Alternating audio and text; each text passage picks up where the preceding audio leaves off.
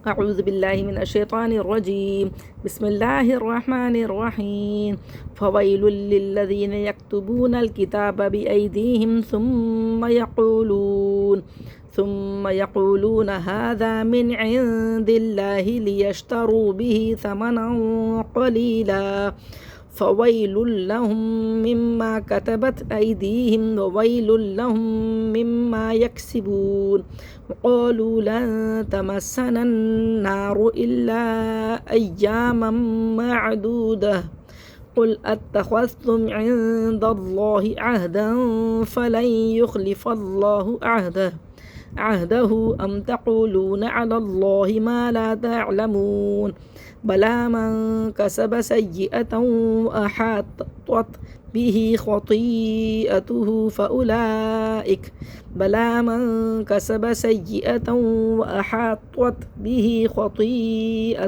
فأولئك أصحاب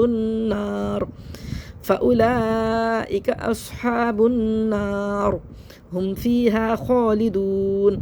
والذين آمنوا وعملوا الصالحات أولئك أصحاب الجنة هم فيها خالدون. وإذ أخذنا ميثاق بني إسرائيل لا تعبدون إلا الله وبالوالدين إحسانا وذي القربى واليتامى والمساكين وقولوا للناس حسنا وأقيموا الصلاة وآتوا الزكاة ثم توليتم إلا قليلا منكم وأنتم معرضون. وإذ أخذنا ميثاقكم لا تسفكون دماءكم ولا تخرجون أنفسكم من دياركم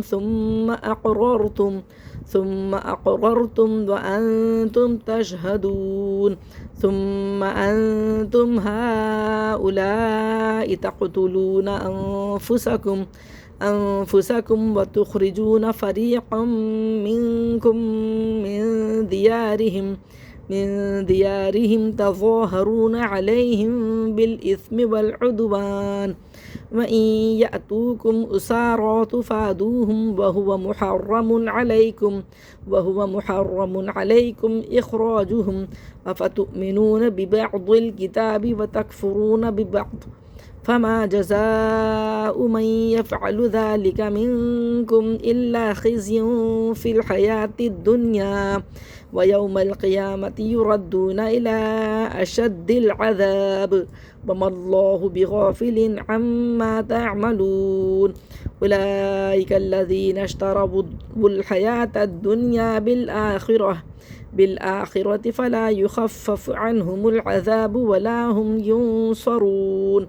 ولقد آتينا موسى الكتاب وقفينا من بعده بالرسل وآتينا عيسى ابن مريم البينات وأيدناه بروح القدس أفكلما جاءكم رسول بما لا تهوى أنفسكم استكبرتم ففريقا كذبتم وفريقا تقتلون وقلوبنا غلف بل لعنهم الله بكفرهم فقليلا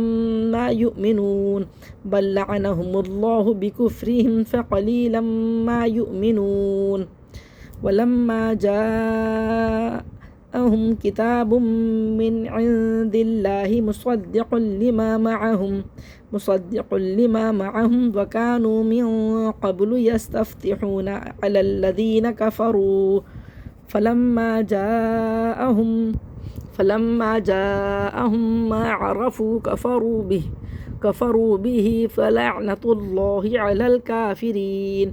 بئس ما اشتروا به أنفسهم أن يكفروا بما أنزل الله بغيا أن ينزل الله من فضله على من يشاء من عباده فباءوا بغضب على غضب وللكافرين عذاب مهين.